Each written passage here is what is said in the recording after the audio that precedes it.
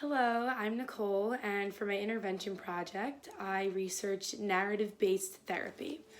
So what that entails is it works to strengthen the receptive and expressive language deficits that certain adolescents as well as adults might have due to a developmental language disorder or an acquired disorder. This approach could be used in adolescents from ages as early as 3 to 10 years old, or any age past that too, no matter what's appropriate. This could be used for any severity of diagnosis, as long as the client does not have a speech disorder. This is very possible and can be easily utilized. So, what narrative based therapy focuses on, as I said, is expressive and receptive language.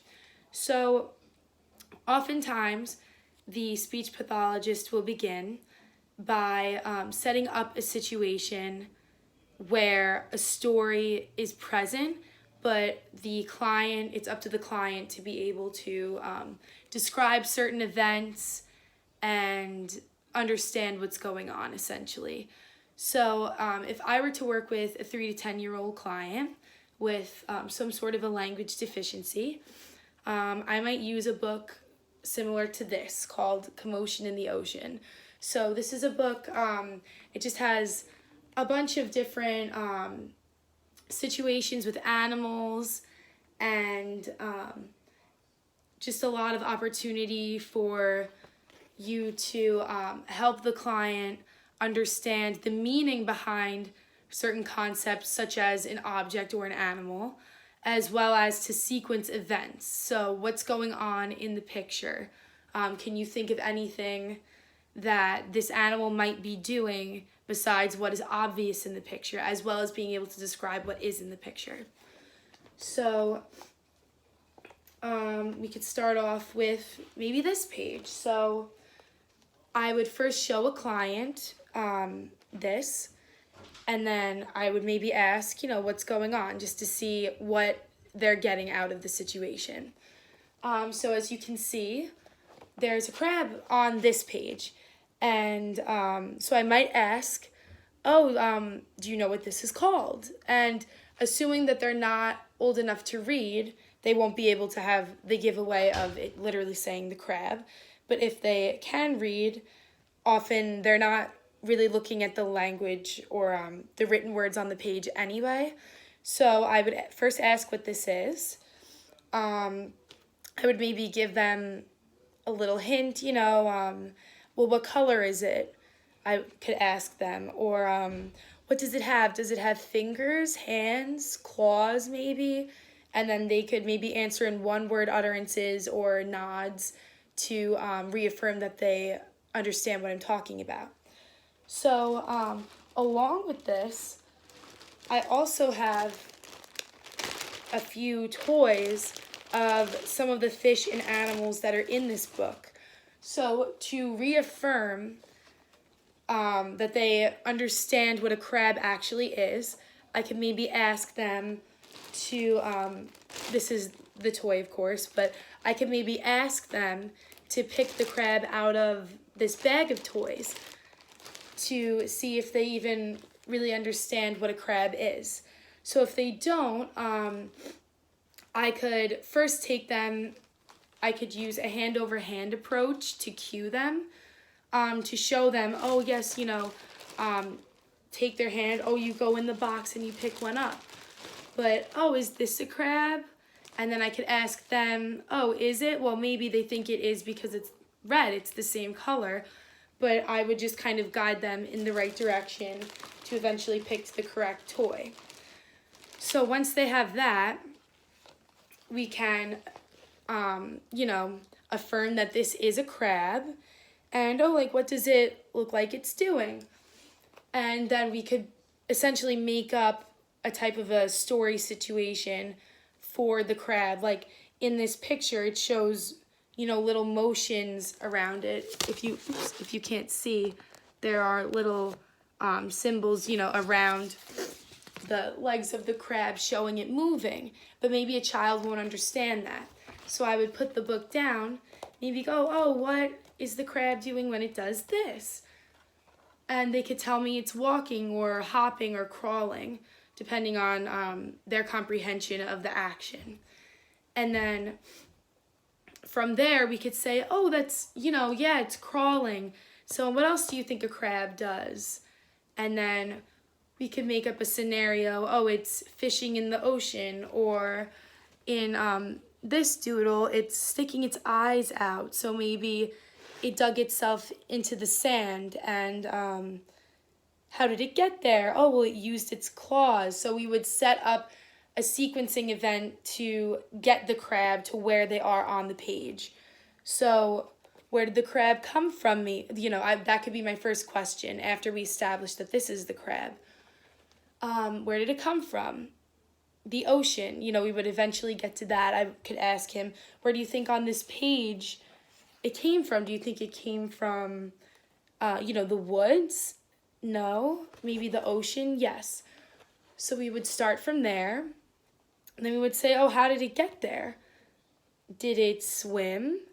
And it's more, the SLP, or myself in this scenario, would more ask questions to guide them rather than allow them to tell a story off of the top of their heads, because prior to this, it would be assessed that they already have receptive and expressive language delays. So it's already been established that they have difficulty doing this by themselves. So that's why we're guiding them through it. So then, how did it get there? It crawled. We would eventually get to that. So then, oh, look, what's this one doing? Where did its body go? So we would get to the fact that it dug itself into the ground, and now it's sticking its eyes out. So I could ask, oh, what do you think it's going to do next? And then at this point, they have a firm foundation of what a crab does, a few, different things. So then they could make up for themselves. They would dig themselves out and go back into the ocean, something like that. So to continue this idea, I'll show another page. So let's see. Okay.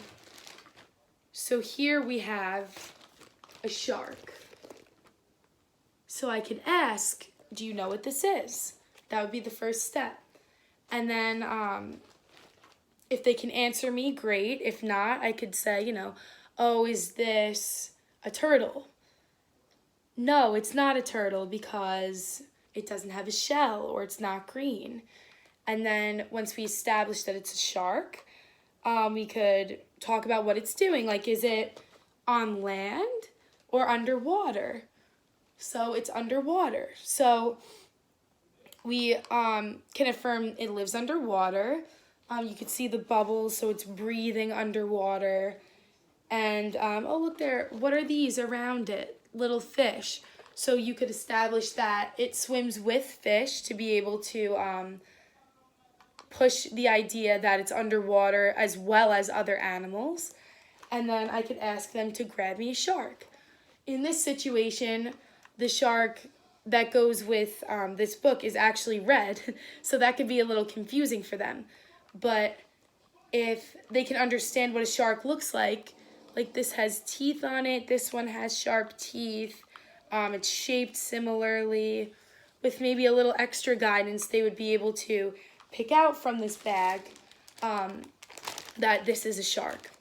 And by this point, they might not need a hand-over-hand cueing to know to take it out of the bag. Since we already have done it, I might just say, oh, by pointing, I could say, oh, take the shark out of the bag. So they would sort through. Maybe they would take a dolphin at first because it's blue just like the shark and it's similarly shaped. And I would just guide them until they picked this one. So the point of these toys is to solidify that this is a concrete object. It's not just a picture on a page. It does exist and it's tangible. So basically, the short version is that you set up a situation for them based on a concrete object or just on pictures. A lot of the times speech pathologists only use pictures. They don't necessarily use real objects or toys with this therapy. But you would start with something like that, and you would guide them in a sense to figure out what's going on for themselves. Of course, if they can't get certain things, then they could ask you, or you could guide them a little more, give them hints, and eventually you would set up a situation about the picture so that the child understands that a sequence of events does go into this object existing. There was a picture of, so here are dolphins, right? So just one last example. Like, how do you think the dolphin got out of the water? Well, it had to be in the water first. So you would set up a story. Where do you think they're going? Do you think they know each other? They're strangers? And then from all of these simple questions, you would build on a narrative. And then at the end, you would collectively say, so these are dolphins. We know they're dolphins because they're jumping out of the water. They're blue. They're shaped like a dolphin. They're a family. They're swimming together. They're having fun. They're smiling. If you can't see in the picture, they're smiling. They're having fun jumping out of the water, and they're going on a trip. So the sequencing of events, the affirming that these are concrete, tangible objects that do exist, so that they understand the meaning of the words, not just, dolphin, like the word dolphin exists. And so that helps with sequencing, which helps with syntax and semantics, the word meaning behind the objects, which helps with morphology, understanding the meaning of words, as well as eventually pragmatics, because then the client can learn what's appropriate to say and what's not. So if my client said, those are ugly dolphins, I could help them understand, like, no, you don't say that about, something or someone because that's rude or that's mean. You wouldn't want to be called ugly.